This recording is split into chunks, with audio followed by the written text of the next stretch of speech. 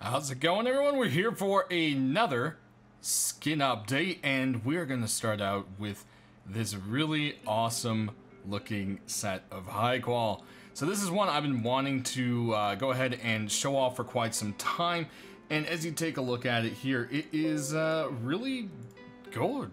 I mean, it's different, and it's got this kind of like Frankenstein vibe to it, and it's the Annihilation set by Bad Trip. And as you'll see here, there's lots of kind of little details to it. There's a little Anarchy symbol there in the eye. And I mean, I believe this was supposed to go with the Anarchy hoodie set, which I did show in one of my previous videos. And I love this fact back here. It has like a spine, and it's all Frankenstein-y and awesome, and it's different. And I just think it's a really cool set. Next up, we've got the Revenant hoodie and pants by Mad. And I just kind of really like the colors of this. I think it's a nice kind of dark rusty orange that I think would fit into the game quite well. If you look really closely up here, there's a little skull chain necklace. You've got a little screaming skull symbol down here. And yeah, it's just kind of a cool set. Also from the back, I don't know, it kind of looks like a mix of kind of like work and maybe even a prisoner outfit that's been modified into looking like kind of a clan uniform. So I thought it really stood out. I think it's a nice set, and it's definitely my choice for the hoodie and pants for this week. Next, let's go ahead and jump to the deployables. So we've got Little Ranger's Butcher Door, and it's got, I don't know, it just really has a pizzazz to it. I like the fact that, of course, it always has two different sides. That's always a bonus in my book for the extra effort of making it look unique. So this side, you got the kind of dripping paint butcher blades. And over here, you've got the cow, same dripping paint. It says danger, and there's some bloody hand marks. So even though the door says cow, it also says maybe it's not beef. I don't know. We'll just have to see there. Moving on, we've got a kind of interesting garage door from Frank the Fish, and this is the Oxum Gas Mart sliding kind of like a screen garage door. Now, I usually don't like skins that you can see through. Now, this one has been redone a few times, and it basically had a bunch of kind of like newspapers and other things hung up on it. You can kind of see through. So this thing isn't going to be practical for hiding loot, obviously, but for the most part, you can't see through too much of it. And I think it would make a really cool kind of like shop front kind of thing. This is definitely more on the more RP side of stuff, but hey, those kind of skins are appreciated by a lot of people. We've got the Sorry We're Closed, back in 5 minutes. Mind your head with a gun drawn on shooting at it. You got the CCTV mark, turret on duty, and I really like the effort put into this garage door, and I just think it's a nice one. Now, I think the roll could have maybe used a little more detail there. That's a bit of a criticism, but altogether, I really like this one, and I think it would be something very unique in the game. Next up, we've got a supplies box. This is brought to us by Tony. And yeah, it just has supplies written on it, and it shows supply signal, grenade, kind of like an explosion thing. And it kind of has like a nice military clean look to it. I think we haven't gotten any kind of more military-esque boxes for a while. The Ordnance one was one of the last ones, and that one sold amazingly. So I thought this would kind of fit into that same niche, and I think a lot of people would actually appreciate this kind of box in-game.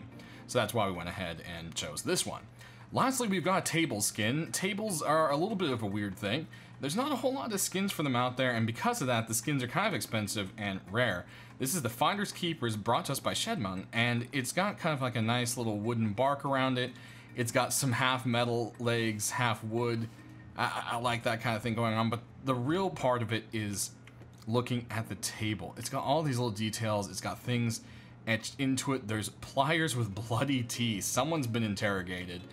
Those nails have a little bit of blood. They're lying in a pile of blood, and they're bloodied. And then you've got a puzzle map and a magnifying glass. And I just think this whole thing is kind of cool. It really adds some uniqueness to it, and it's just really cool. It's something that's neat, and it's, I don't know. Every once in a while we need kind of like a couple RP items, and that's kind of what I'm feeling this time with that. But that's our deployables for the week, guys. Let's go ahead and jump and take a look at the weapons, which is the majority of the stuff I picked this week is honestly weapons. So let's take a look at those. First up, we've got this sweet looking new crossbow. It is the Painful Bites by Johnsén, and it's just, I don't know, it stood out to me. It kind of has like, it has that gold shimmer to it, but it also looks very tribal and visceral, and it's just something that I think would fit into Rust quite well.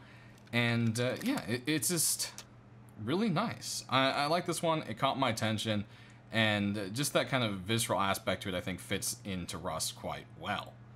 Next up, we've got this awesome Pegasus Python brought to us by Kazor, and the reason I picked this one, it's so different from a lot of the other Pythons, and I think a lot of things that's suffering right now in the workshop and also with just the skins being chosen is there's too much same, and this one's just very different. It's kind of plain, but at the same time it's flashy. It's just different, and I think that's a positive thing.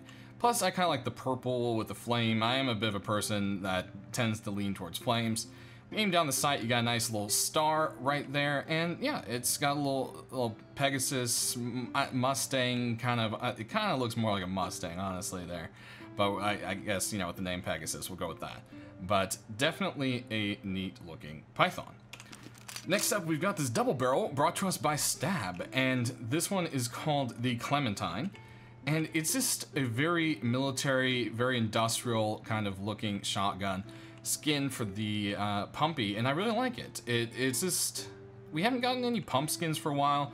This one has that nice military look, and I said, you know, for a while we haven't had a whole lot of military kind of shotguns, or anything really. So I think that's kind of a nice little fit, and I would love to see this one in game. Stab did a really nice job on it.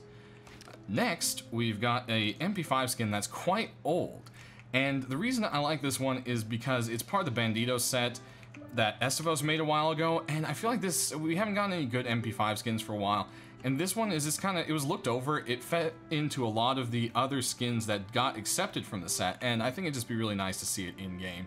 It's got that kind of, you know, that punky look to it, it's got a skull, and it's just, it's different, and I like it, and I think, yeah, it would do quite well, so that's why I went ahead and picked this one. Next up, we've got this really sick looking Balti, also brought to us by Mad this week. It's part of the Insidious set, and yeah, I just love the greens on it. It looks really different. Sometimes a couple of really colorful guns added into the game isn't always a bad thing. This has some dark colors to it, but it's also got some kind of unique looks to it. When you aim down, you've got the screaming skull and a little green kind of blurb going on there, and yeah, I just kind of like the paint to it.